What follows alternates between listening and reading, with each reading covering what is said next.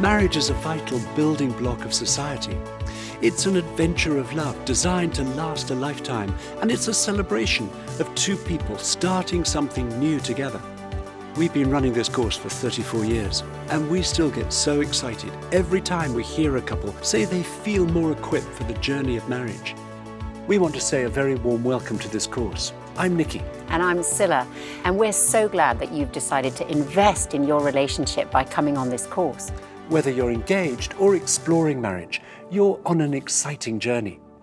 Scylla and I have been married for 42 years, and as we look back, we can honestly say it's been an exciting journey of discovery. Discovering a lot of things about each other and about ourselves that we didn't know when we first got together, as well as discovering what it takes to build a marriage. We met when we were both teenagers. Nikki was 18 and had just left school, and I was 17 and had one more year to go. And we met through a mutual friend and ended up in next-door holiday cottages for 2 weeks in the southwest of Ireland by the sea. And we both fell madly in love. As a result, at the end of the holiday, we started dating. And then 4 years later, we got married. We have 4 children who are now all grown up, a daughter Kirsty and 3 sons, Benj, Barney and Josh. 3 of our children are now married themselves. And this pre-marriage course is built on universal principles that are relevant to any couple anywhere. And we're going to be hearing from a number of couples from around the world, as well as relationship experts and psychologists on the topics and the issues that we'll be exploring. On the morning of the royal wedding between Prince William and Kate Middleton, the Archbishop of Canterbury, Rowan Williams, said, "Marriage is a commitment that says, I'm prepared not only to spend the rest of my life with you, but to spend the rest of my life finding out about you. There's always going to be more of you to discover." Strong marriages don't just develop automatically. Our hope is that you'll discover the attitudes, the values, and the habits that are needed to build a healthy and strong marriage that will last a lifetime. If you start building good habits in your relationship right from the beginning, you'll be reaping the effects of those choices in 5, 10, or 20 years' time. The content of this course is very practical. It's filled with the tools that Scylla and I discovered are important to keep nurturing our love for each other. And as well as getting equipped with these tools, we hope that you'll also have fun, finding out things that you didn't previously know about your partner. Occasionally, we'll talk about the difference our own Christian faith makes to us in our marriage, and from time to time we'll quote from the Bible. But we're confident you'll find everything relevant to you and your relationship, whether or not you have a Christian faith, or indeed any religious faith at all. We'll also be telling you stories from our own experience, both the good times and the challenges. Now, sometimes it's only when we get married that we realise some of our deeply held assumptions about life are not universally shared. And that was certainly the case for us. We discovered we had some very different expectations. We want to give you 2 relatively small examples right now from our own marriage of where our different expectations caused quite a bit of tension between us early on. The first one had to do with our car. So when we got married, I expected that Nikki would keep our car filled up with fuel. I'd never owned a car and I thought cars were more his thing. But also, I think it was because in my parents' marriage, it was my dad who always filled their car up with fuel. In fact, he never let the fuel gauge in their car go below halfway. Whereas my father thought it was a complete waste of time to fill up any more than he had to. And I also remember him explaining to me that it's cheaper to run a car on the second half of the tank, because then the car's lighter. So I find I'm quite happy driving around with the warning light indicating we're nearly empty. Anyway, I think it makes the journey more exciting. Whereas I definitely didn't think it made the journey more exciting. And after quite a lot of stress from me and running out of fuel a few times, I realised I could perfectly well fill the car up myself. The second example of where different assumptions have created some tension over the years is around what happens when things in our house break or stop working. My father was very good at mending things, so when something wasn't working at home, my parents never called a plumber or electrician or whoever. My father would fix it himself. My father, on the other hand, had many gifts, but he was totally impractical. He wouldn't even change a plug. He'd rather get the electrician. So my instinct, if something breaks, is to get a professional round to fix it as soon as possible. And that really upsets me, first because of how much it'll cost, but also because it deprives me of the satisfaction of having a go at trying to mend it myself. Which then really frustrates me, as Nikki just may not have time to look at it for several weeks. We didn't realise why these issues caused so much tension between us until we reflected on the different expectations we'd inherited from our upbringing. Now, of course, there are likely to be much more serious differences to deal with, especially if you come from different cultures. And it'll be a great help for your relationship to be aware of the different expectations and to discuss them early on.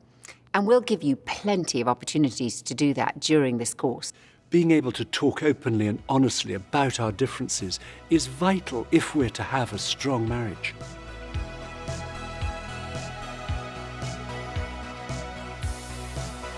Your upbringing, right? So it sort of affects your outlook on life. Certainly there's like a lot of like cultural differences. How so? How so? Our families, one is in Italy, one is in South Korea. It's a completely two different worlds. I don't know. I feel like a lot of times you're. Some of our families are very different. Yes, we're very quiet. We're very practical. We're not much fun to be around with. Whereas my family is like a drama. I guess like a little bit unusual. Okay, so what socially awkward things have I done? My family is super foodie and respectful on the table. And my family is dead opposite of whatever a family is. It was always important for my dad that we should have dinner together every night. So I assumed every household was like that. Man, was I mistaken. So now we want to give you an opportunity to have a conversation just between the two of you. We'd like you to take your journals and turn to the first conversation, different expectations. See if you can identify one different expectation you have that's the result of your upbringing or different cultural backgrounds. Tell each other what comes to mind. And we've put some ideas in your journal to get you started.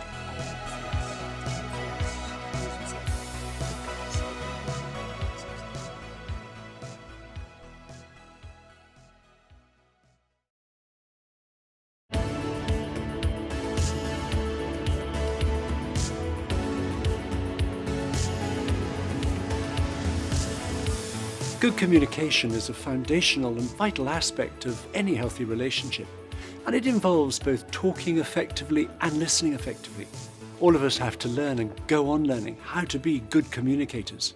And marriage is probably the best training ground, not least because it's the most challenging. One of the most helpful things to recognize at the outset is that we're all different in the way we communicate. And we want to look at two factors in particular that dictate our communication style: our personality and our background. So first of all, our personality. We each have a unique and different personality. The Bible describes us all as being remarkably and wonderfully made. And it's worth trying to recognize where each of us comes on a spectrum between different extremes. Some people are more extroverted, and in terms of communication, they may well process their thoughts externally. In other words, they tend to think out loud. Other people are more introverted. They'll probably tend towards organizing their thoughts in their heads first before they speak.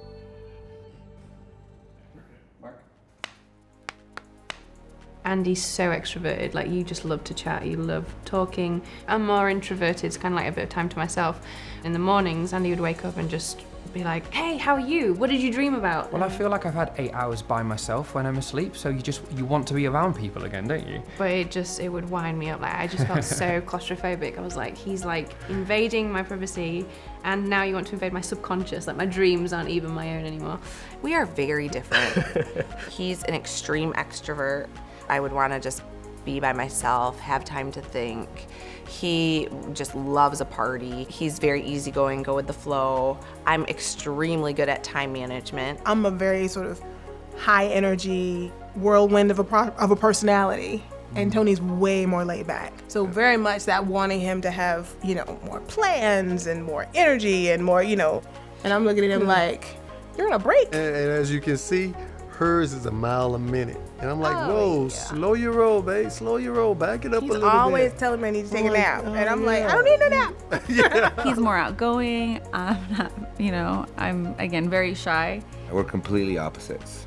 Little things I'm like, you like this food? No, of course not, because I love it. But we've learned that the things that make us so different are actually our strengths?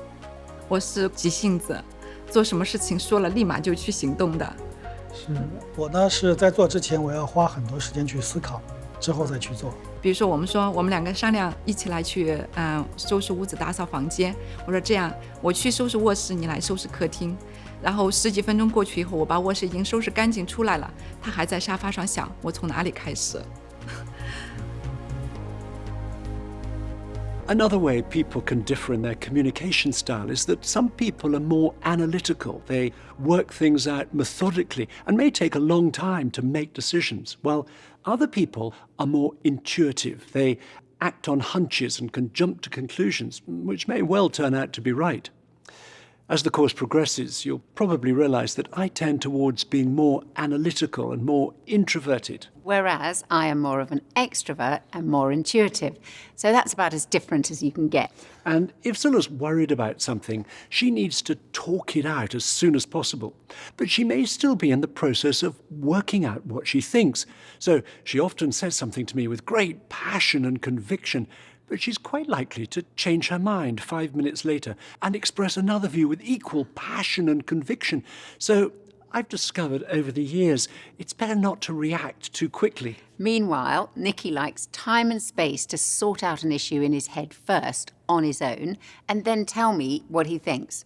At which point I say, well, that's not really a discussion, that's just your conclusion. So, as you can see, before we've even started to express our own points of view, our ways of communicating are very different because of our different personalities.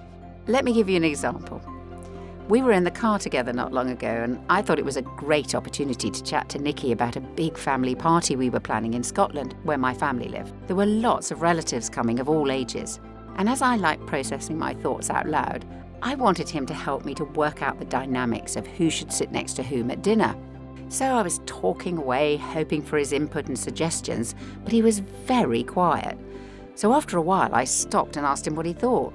He looked slightly embarrassed and admitted he hadn't really been listening to what I'd been saying.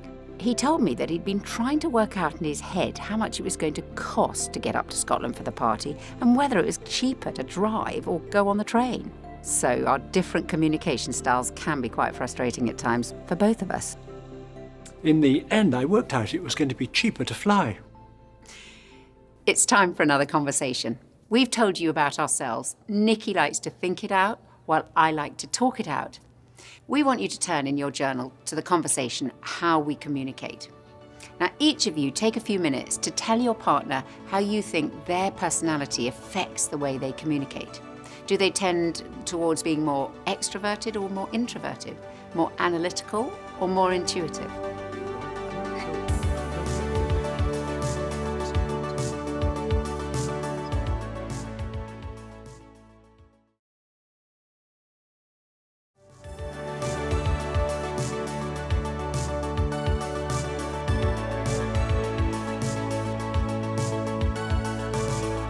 The second thing that affects our communication is our family background. No two families are the same. Some families are quiet, other families are much louder. Some families air disagreements immediately, others delay or avoid talking about conflicting views at all. Some are more volatile, others are calmer. In some families, where they take it in turns to talk, interrupting is seen as rude, whereas in another family, talking over each other and interrupting is a sign of interest, and not to interrupt is seen as being bored or unconcerned. Nicky and my families had quite different styles of communication. My family was definitely of the loud variety and could be quite volatile, while Nicky's was rather quieter and calmer. And the most obvious time to see that was at mealtimes. Yeah, I remember vividly the first time I met Scylla's family, and the first meal I had with them was very interesting. My family tended to talk at the top of their voices all at once while eating at 100 miles an hour. I wasn't used to that. I would put my knife and fork down while I talked. And as I was the new boyfriend, her family was asking me loads of questions. And by the time they'd all finished, I was only on my second mouthful. So we all had to sit and wait for him to finish, which felt like forever. And then my mother offered him a second helping. And I think Nicky wanted to make a good impression to show that he liked my mother's cooking. So he accepted. At which point, we were stuck there for at least another 15 minutes with me thinking, oh no, this is a nightmare.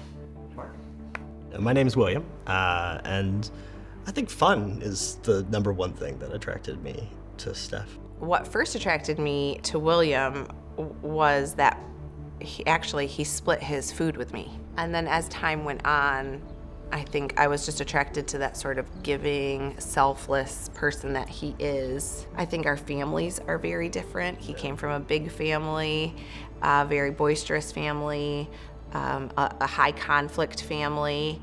I came from a family that was only 2 kids, very quiet. I remember the first time we went to your parents' house, and they're just sitting around talking and talking and talking, and the time is just like going on and on. And I love his parents, but goodness gracious, let's go to bed, people. And finally, I called it at, I think it was 11. I said, I'm gonna go to bed. And they all kind of looked at me like, you're going to bed? Yeah, I mean, it's only 11. Story time's just started. Story time has just begun. And they know that at like 9 o'clock, I say, see you later, everybody. And when you would go to my family, it was like, we only saw you for an hour. So we had meal together, that was enough time. Yeah, it was like, well, it was good catching up. Now everyone, let's go their separate ways. Where my family would be like, okay, well, we just had a 2-hour meal together. What else can we do together? Let's go retire to the living room and just talk some more. We're going to give you a chance now to think about the way your own family communicated as you were growing up. And then you'll be able to look at whether this is different to your partner's experience. Please turn in your journal to the next conversation, Family Styles of Communication. First, mark with an X where you think your own family comes on the lines between the 2 extremes. Each of you do this on your own and then discuss with your partner what you've put.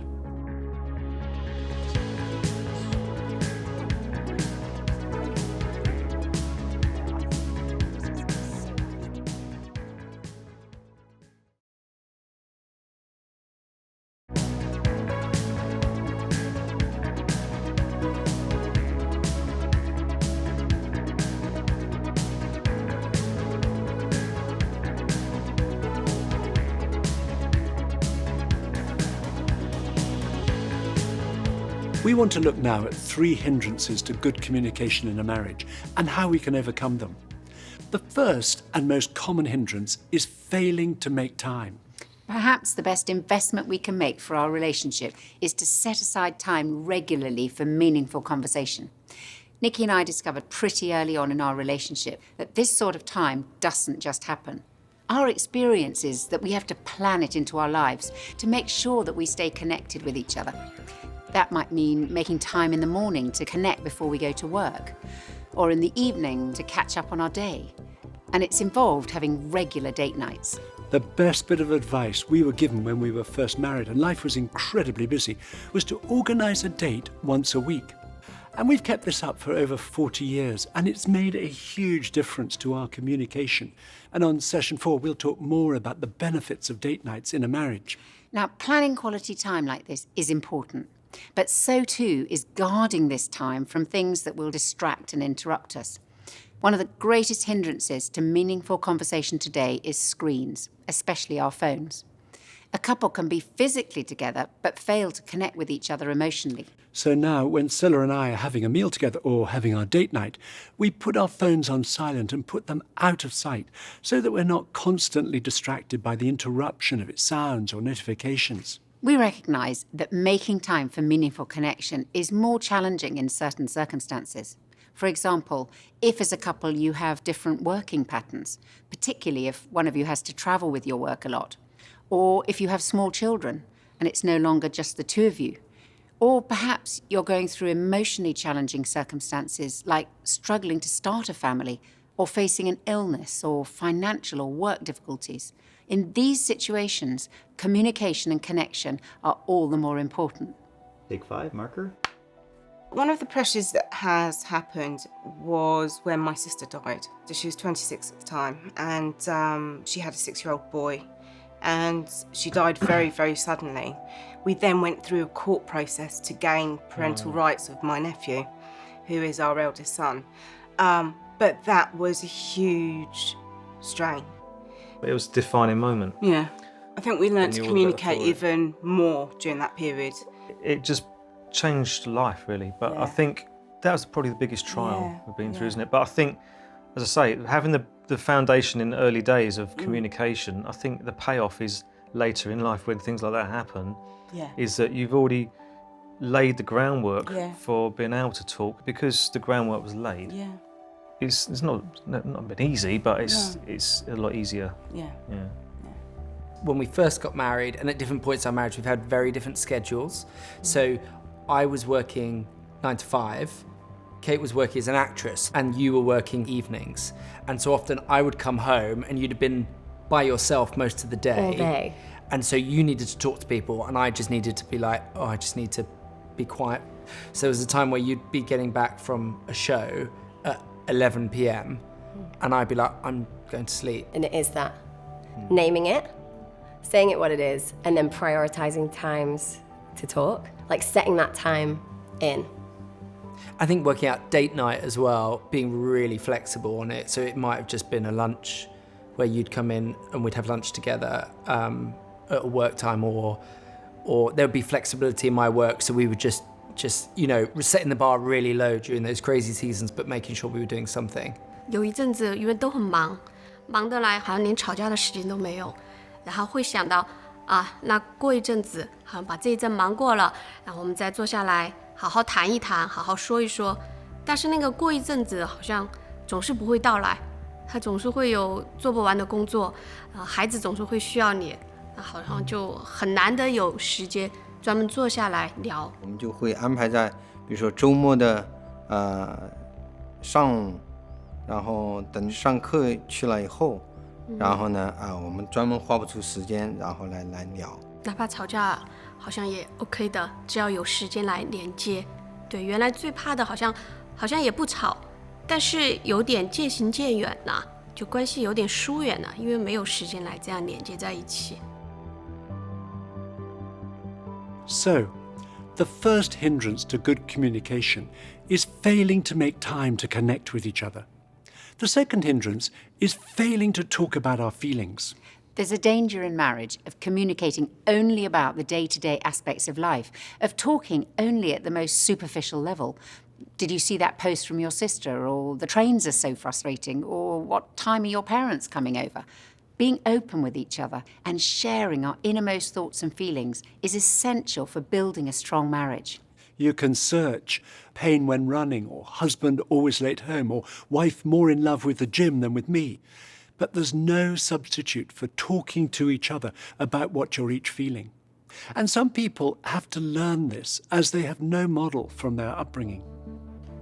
Mark? We met in a primary school in Poland. Michael was a DJ and had a crush on me. We were in the same year, so it was just for the fun, for the school discos. And I would always play a slow song and run to get Marta for the slow dance.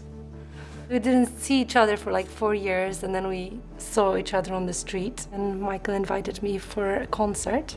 And that's how it started, and after 5 months we decided to move to Scotland together. I never really heard my parents speaking about issues in front of me. I never seen how a married couple actually deals with problems, and I had to learn it kind of at the deep end, you know.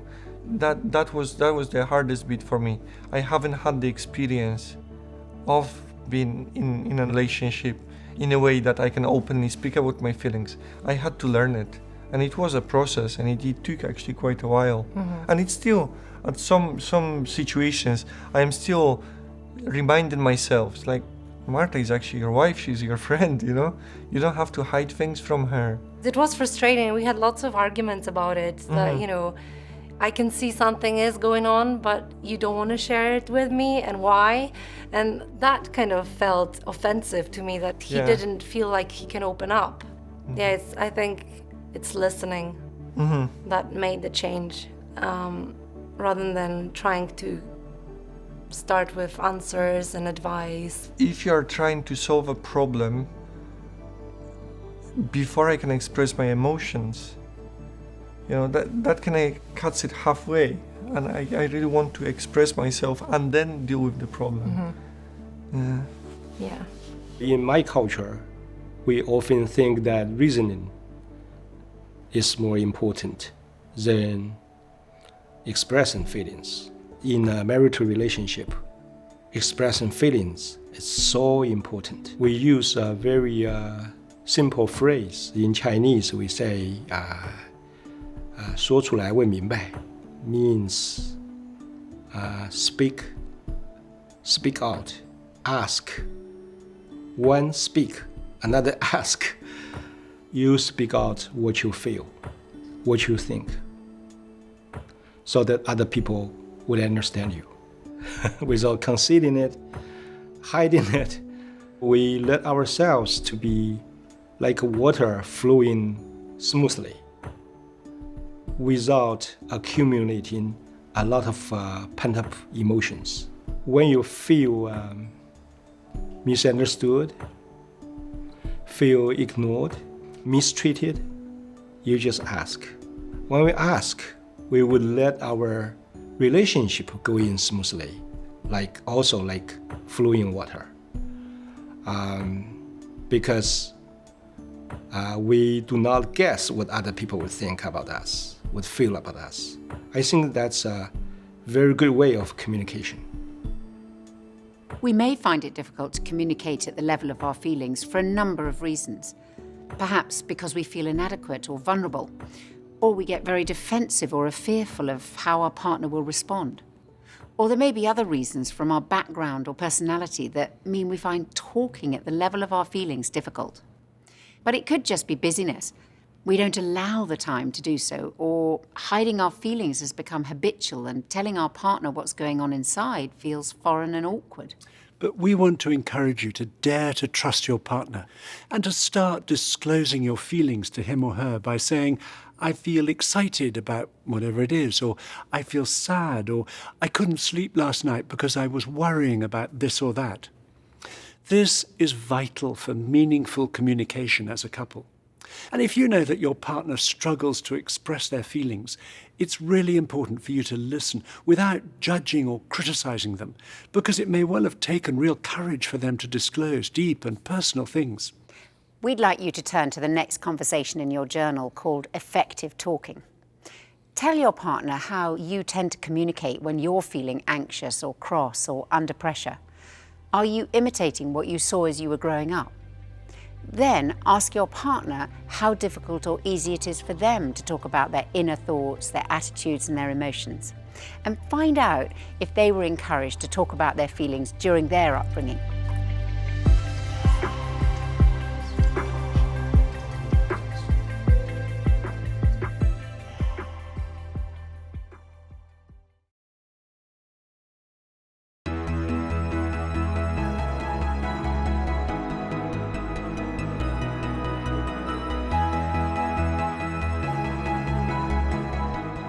We want to move on and look at a third hindrance to good communication, which is failing to listen to each other. Listening is of huge importance for building a foundation of understanding and intimacy in marriage. We had no idea about the power of listening at the beginning of our marriage. Relationship counsellor Gerard Hughes said, "The gift of being a good listener, a gift which requires constant practice, is perhaps the most healing gift anyone can possess. It doesn't judge or advise the other, but communicates support at a level deeper than words." When someone listens to us, we're likely to feel understood, valued, supported, and loved. It makes us feel good when we know we've been listened to. Whereas when we're not listened to, we can be left feeling frustrated, ignored, taken for granted, misunderstood, and unloved. Not being listened to is highly damaging to a relationship. But equally, I know from personal experience, being a good listener is difficult, and that's probably because it's costly. It demands our time and our patience, and it may well mean we have to overcome some bad habits that we've got into. And most of us have some bad listening habits to overcome, such as going off on a tangent with a story of our own when our partner is in the middle of their story, or rushing in to give advice when what our partner really needs is our empathy. Or reassuring, which is when we're constantly downplaying any negative feelings that are being expressed, whether that's sadness or anger or disappointment, in order to try to keep everything calm and cheerful. Or, the most common of all, interrupting our partner when they're in full flow. And speaking as someone who is not a naturally good listener, I find myself all too often falling into at least 3 of these bad habits. Mark? I would interject with sometimes my own experience or my own something in the middle of what she was saying. Because for me, I'm like, it feels like, oh, I totally understand that, blah, blah, blah. Here's my story. But for her, she's like, you just derailed the conversation and made it about yourself. And then sometimes she'll like make assumptions as to what I'm going to say or thinking. So I'll like say, yeah, and then she'll jump in and finish my sentence, and I'm like, no. He definitely brought it up, and it's because I would interject or just assume what he was saying. And then so he told me and just was honest. So I've just tried to listen through the whole of what he's trying to say to really get the meaning behind it. I'm an engineer by profession, and my job, we're always thinking about solving problems, and I think that I'm pretty good at it. And I think all of the things that I hear have rational solutions that if implemented, that they will go perfectly. And I have answers for everything. I would say that in my case is interjecting. It's just having my agenda, putting it down, and not interjecting, like letting him finish. Quite surprising at the things that you learn from the other person when you really listen and be quiet. We're both really bad at listening. We're trying to get better, but we're dreadful. You tend to think that you know what I'm saying, so you join in and you affirm what I'm saying, but I feel like you're interrupting me, and then I lose my train of thought. Yeah, I like to, agree and like nod and like go, oh yeah, I get that. I felt that the other day.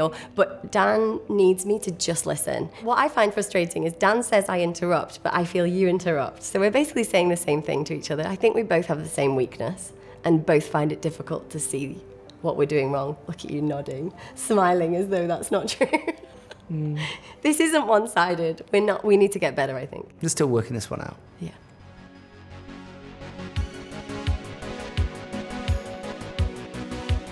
My default is that I'm a reassurer. My tendency is to minimize anything negative that someone else is expressing, as I think it'll keep everything happy and positive. But I've gradually realized it doesn't help if I don't let Scylla or anyone else in the family voice what they're feeling. Most of us have to learn to listen to each other. Some research into typical patterns of conversation revealed that the average individual only listens for 17 seconds before interrupting with their own agenda.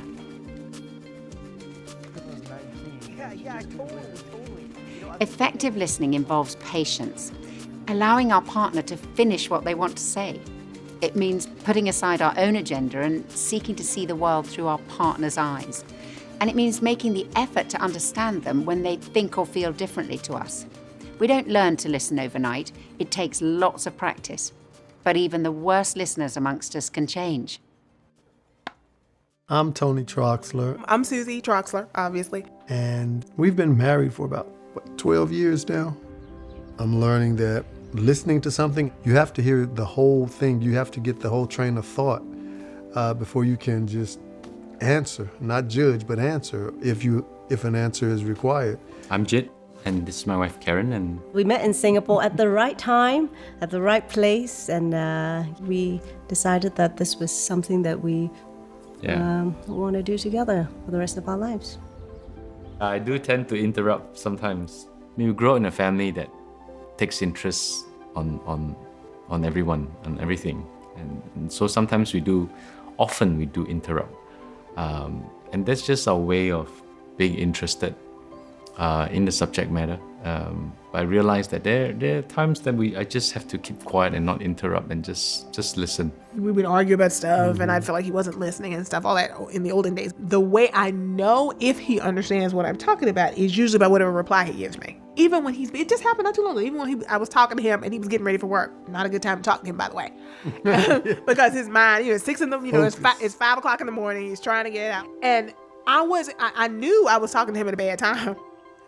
So I wasn't offended by it. But what I thought was so sweet is about 2 minutes into it, he stops and he goes, I'm sorry, I wasn't really paying attention to what you were saying. And I thought to myself, wow, we come a long way. It's funny how when instead of giving me an answer, you ask me questions, that it's so life-giving. when he asks questions rather than give answers. Gets better with practice. It helps me when she gives me cues. So she'll say something like, Han, I really need you to sit down because I have something to tell you. And then it's like, okay, this is serious. So I'll be very quiet and I can listen. So that's something that we've learned over our years of marriage. In a moment, we're going to get you to practice listening to each other. But first, Scylla and I are going to have a live conversation in front of you to try to demonstrate what effective listening looks like and sounds like. I'm going to tell Scylla something that's been bothering me, and we're going to use a technique called reflective listening. Now, this technique may well appear very contrived, but it will show me that Scylla's listening and that she's seeking to understand me and empathise with me. And I've got no idea what Nikki's going to talk to me about. This is not rehearsed. I'm going to listen and then try to reflect back what he said. That is, to say back to him the heart of what he's told me, and particularly any feelings that he's expressed. Now, if I haven't understood properly, he'll tell me again. Then I'm going to ask him, what's concerning you most about what you've just told me? Then I'll listen and reflect back to him again. Then I'm going to ask him, is there anything that you want to do or anything you'd like me or us to do about what you've just said? Then I'll listen and reflect back again. And finally, I'm going to ask him, is there anything else that you'd like to say? And I'll reflect back whatever Nikki says. So for this conversation, I'm the one trying to model effective listening, and Nikki's the person with the issue.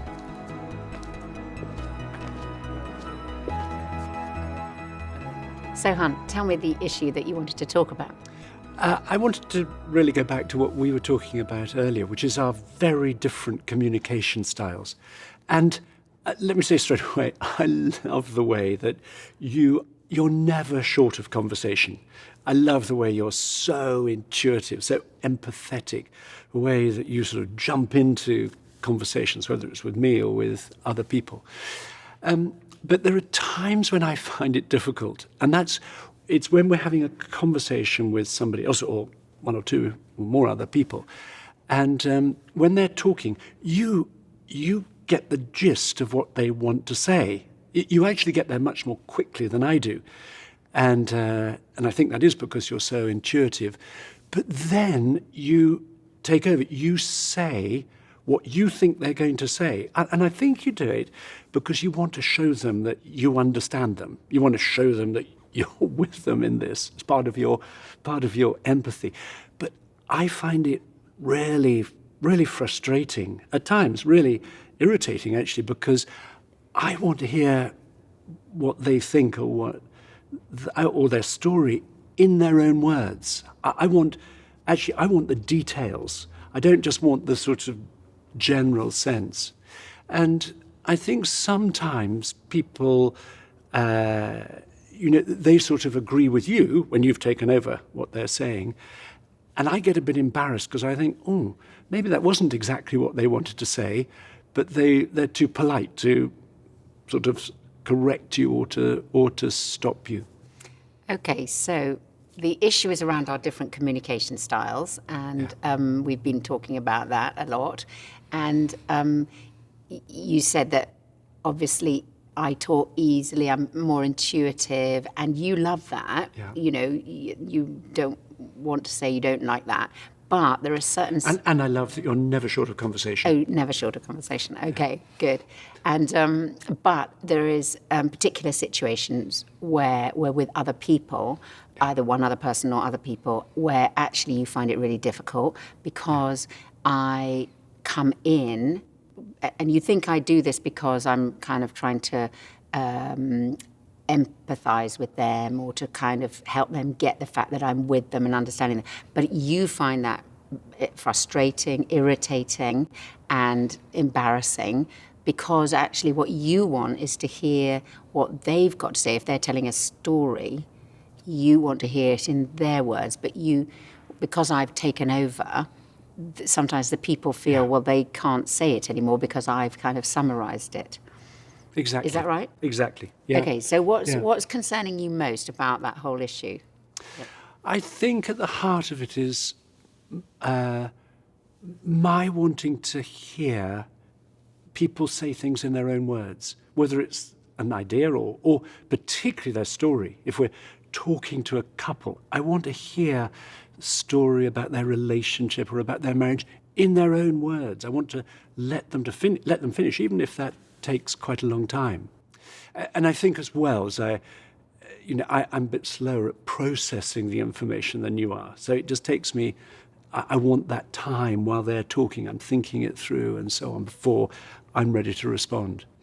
So really the heart of it for you is you want to hear what the other people are saying. So if we're talking to a couple, they're telling us about their marriage or something like that, or they're telling a story, you really want to hear it in their words, their way of telling us, rather than me kind of helping them, interpreting it. Yeah. And it's kind of because partly the way we process is different. Yes. And so it takes you longer processing, and you want to hear from them and then process it, and then not have me talking all the time. Yeah, exactly. Okay. Yeah. So is there something that you'd like to do about this, or perhaps I need to do, or we can do together? Well, I think certainly if you could help by letting the other person or people or me finish what we want to say, that would help.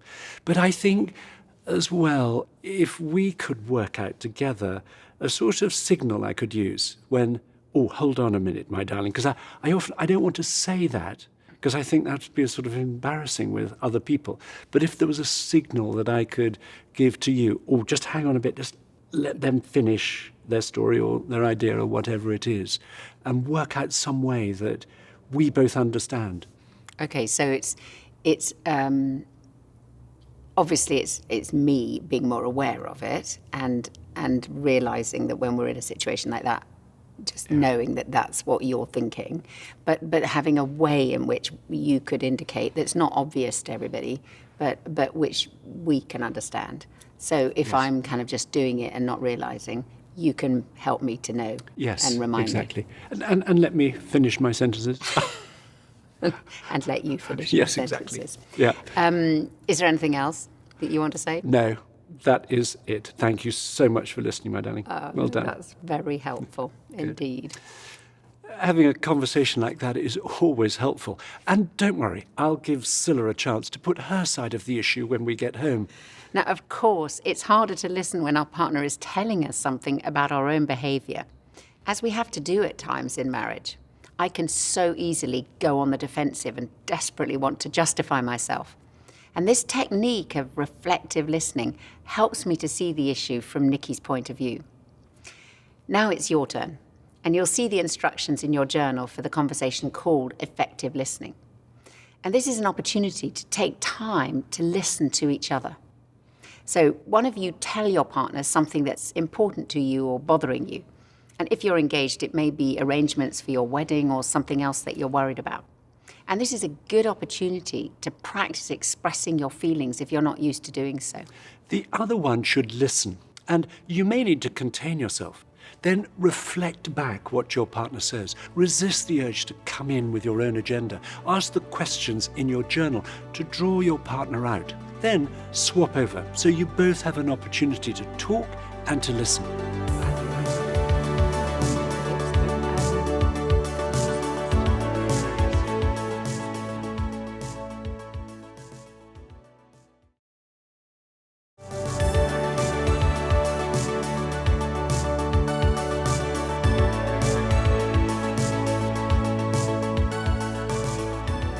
Practicing that type of reflective listening you've just been doing has made a massive difference to Scylla and me over the years, as it has to thousands and thousands of other couples in understanding where each other is coming from. And whatever topic you or your partner address for your conversation, that's not the most important thing about what you've done. Rather, it's about how it made you feel. We hope you felt a greater sense of closeness and a greater sense of shared understanding, because communication at this deeper level is what is needed at the heart of every marriage. We've put some continuing conversation starters in your journal that you can do between the sessions. And we'd encourage you to keep practicing that type of reflective listening. It's a very practical tool that you can use over and over again to keep you closely connected. And don't worry if it feels quite awkward and seems rather contrived at first. The more you practice, the easier it'll become. We're going to finish now with a reading that you may like to use if you're planning your wedding. Couples often ask us to help them choose a reading from the Bible, so we've compiled a list that you'll find in the back of your journal. And the first one I'm going to read now is from St. Paul's letter to the Philippians, chapter 4. St. Paul describes how we can communicate with God and the effect of talking to him about our deepest concerns and longings. Rejoice in the Lord always. I will say it again, rejoice. Let your gentleness be evident to all. The Lord is near. Do not be anxious about anything, but in every situation, by prayer and petition, with thanksgiving, present your requests to God.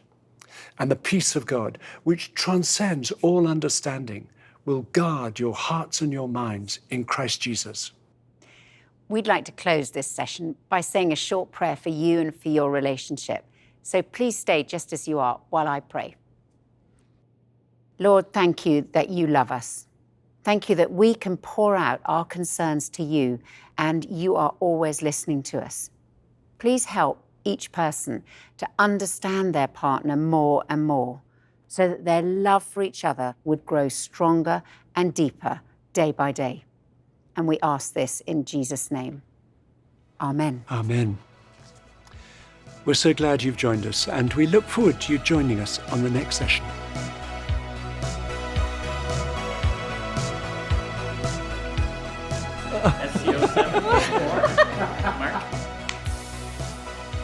Oh, we're rolling. Okay. Face mask after this.